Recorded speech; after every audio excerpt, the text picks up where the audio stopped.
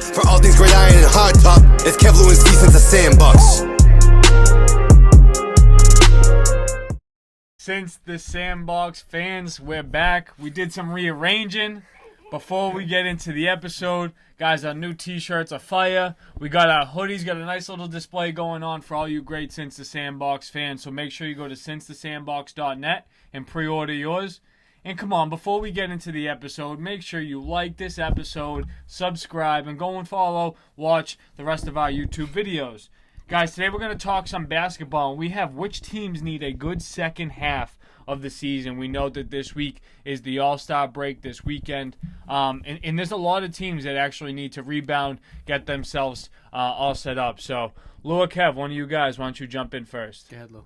All right, yeah. The team that I would say probably the most is the Celtics. I mean, Kemba Walker's getting hot-ish, but Tatum and Brown still haven't clicked completely on both ends, and they're still middle of the pack. I think they're the 4 or 5 seed, and Yeah. I'm pretty sure if they lose one game, they go back down to like the 9. Yeah. So there's no real room for error, but I think they need to just turn it around, get the defense together, and make a move. If they don't make a move, you could throw the whole season out the window. Nice try. We'll come back next year. Yeah, no, they definitely need a move. And if you guys go and check out our What's Wrong with the Boston Celtics YouTube video, our previous episode, we kind of went in depth a little bit more about that. So, Lou, I hear you with the Celtics. I'm going to stay with a team actually on the bottom of the rankings in the East, and that's the Atlanta Hawks. And we know that they just fired their coach, so that's not really, a good place to be at for them right now. I would say, right around the midway in the season, but I feel like this team I don't want to say has crazy high expectations, but they're good enough to be a playoff team.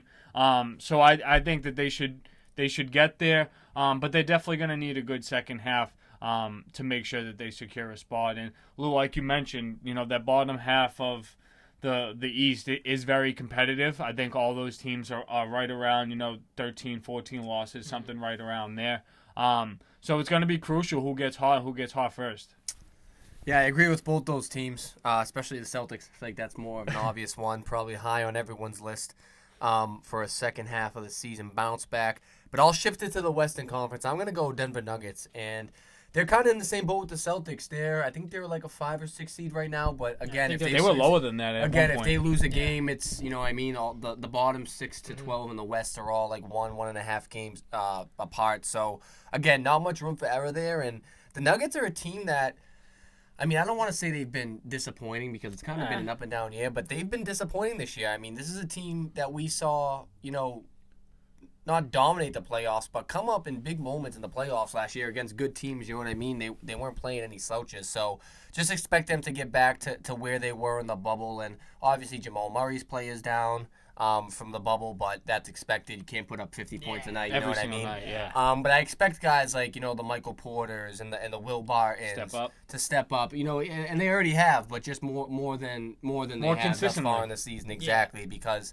Denver's one of those teams, it's like, they really only have a 1 and 2. Like, it's Jokic and Murray, and they need, like, that other, emerging 3. Player. Like, it doesn't matter who it is. Just as long as one of those guys step up, I think they can be right back, the top 5 in the Western Conference, and anything can happen in the playoffs, so we'll have to see. Sure. Yeah, I think so. What it is right now, they're below Portland only because Portland's played, I think, another game. Yeah, I think Portland's a half game up or something. Yeah, so, realistically, they're the 5 or the 6, so that's not a big deal. I would say the Warriors also need, you know what I mean? Yeah. To get a fire lit under them for the second half. They're the 9 seed right now. I know the Mavericks are the 8, but it's like you're going into the All-Star break and, Steph Curry's, sitting games before the All-Star break, just for fun. Yeah. I don't know, man. It doesn't seem like they really want it. They need to get rid of Kelly Oubre because he is just not good and not a good fit.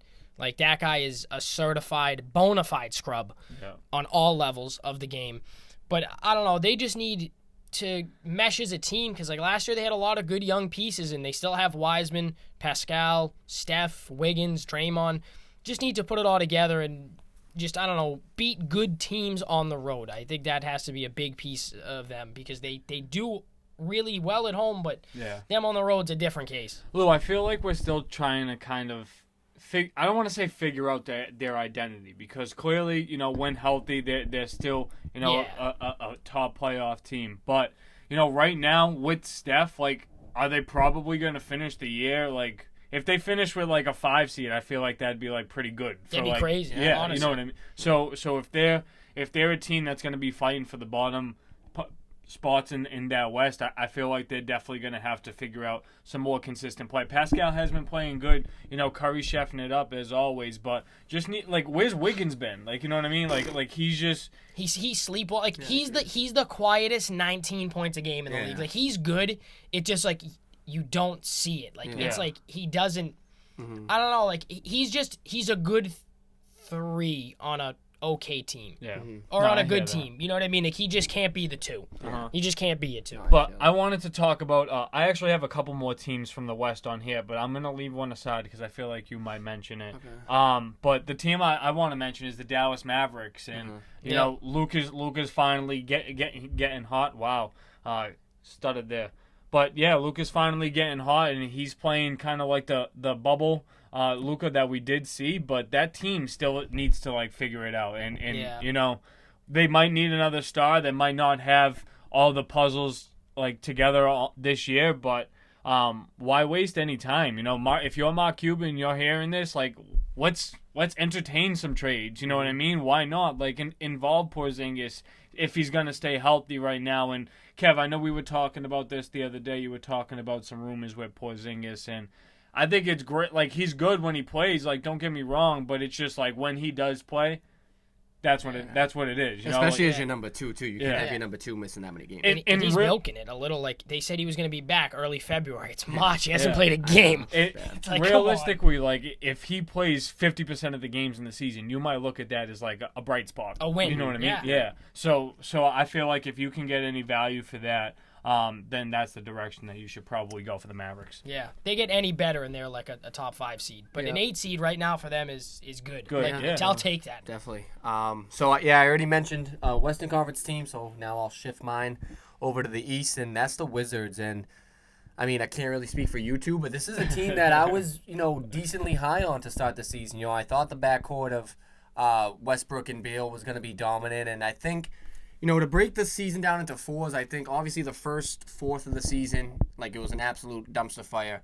But I think the second half or the second fourth of the season, they have kind of been starting to find themselves. They've won some big games. They've had, a couple mini win streaks. Westbrook's playing, Westbrook caliber basketball that we know and love, these past 10, 12 games. So if they can start figuring it out, again, are they going to climb to the top, 4 or 5 in the East? Probably not, but they can sneak into 7 or 8, you know what I mean? And I think if you're the Wizards, that's going to be your goal right now, because you didn't go out and get a guy like Russell Westbrook just to finish, 10th, 11th, 12th in the Eastern Conference. I think they did. I feel like you're the only dude. Why would you? Because they suck. You get draft picks. I feel like you're the only person who thought they would be good. But hold on. I'm pretty sure you said it too. You said they'd be a No. playoff team in the beginning of the season. With Russell, when have I ever You said can go anything back good and about look. Russell Westbrook? I'm gonna archive the audio, guys. Don't worry. But an 8, an 8 seed in the East, might as well be a lottery team. Yeah, I do think that from what their roster would have been to what it is now, I would say that it's an improvement over John Wall. But still, it doesn't mean much. You know what I mean? You're still you're still committing a big hefty part of your salary cap to Beal and Russell, and you're not doing that to like you said, be in 8th place. But if they can get some bench guys, I know that they're really lacking any solid bench play whatsoever. So try and be a little active. Offer a 2nd round pick. You know what I mean? Teams might actually take it depending on who you're approaching for. So I definitely think that they possibly can be that 7-8 seed, but I feel like everything would have to go perfect in the second half of the season for that to happen. Try to trade Russ for Jeremy Grant to the Pistons because they haven't had a good point guard since Chauncey Billups. But I'll jump in with one more team. And Kev, this was a team that I thought you were going to have in the Pelicans. Yeah. I mean, you were talking about them as one of your top 10 teams in the entire NBA at the beginning of the season. Top 6. Yeah. So I'm not saying that strictly based to that point, but I do think that if you're gonna hold Brandon Ingram and Zion to those standards, they gotta provide to those standards too. And I don't know if they're a 500 team right now. I don't think so. But I think that they have the talent to get there, but are they good enough to? That's what we'll have to see. Yeah, and I agree with you because that was actually one of the teams on my list too. Definitely disappointing for me, considering how high I had them preseason. But I think we're just starting to see that experience factor with them. You know what I mean? Like they don't really have, besides Steven Adams, who's had maybe 1 or 2 decent playoff runs. Like there's really no one on, and like JJ Redick with the Sixers. Yeah. But like other than that, like there's no one that's really been in the NBA and like has had that much of a playoff run. Like Brandon Ingram's probably one of the more experienced guys as far as like games played and stuff like that. But he hasn't ever been on a playoff team or a playoff run. So yeah. I think you're starting to see that. But I think in the next few seasons, again, I think I was wrong, missed the ball on that one. Definitely. But I think in the next few seasons, if they can, get that experience, they're gonna be really good. Trading Drew Holiday was like a dunce move. Yeah. Like, what did they get? Eric Bledsoe. Yeah, Eric. Might as well trade it for Drew Bledsoe. Hey, nah, Eric Bledsoe's legit hot garbage ever since he was on like the Suns or the Clippers. But like now, like along with that, it's like, do you wish that you kept him? And because like now they're trying to get rid of Lonzo. You know what I'm saying? Mm-hmm. Like, yeah. But Drew's like, you gotta think like Drew's like a guaranteed 15, 5 and 5, and then he's like the best defensive point guard like in the league. Right. So, yeah, like, you would say he's more impactful player than Lonzo is. Yeah. He's the reason the Bucks are like decent right now outside of Giannis. Bucks he's are really good right now. Yeah, he's that dude. Drew Holiday's so slept on. Slept on. But guys, that's going to be the teams that we think need to have a good second half of the season. Like we said in the beginning of this episode, get your merch, guys. You're born and raised in EASTIE shirts. Get your hoodies. Come on. You know, we love representing them. The stickers. We got it all for you here at Since the Sandbox. So go check out our podcast. 5-star reviews on that, or we don't want it. Go and watch all of our other episodes, and make sure you like and subscribe. Peace out, guys. We're not sponsored by them. It's only Sprite in here, I promise. For all things great iron and hard top, it's Kevlu and C since the Sandbox.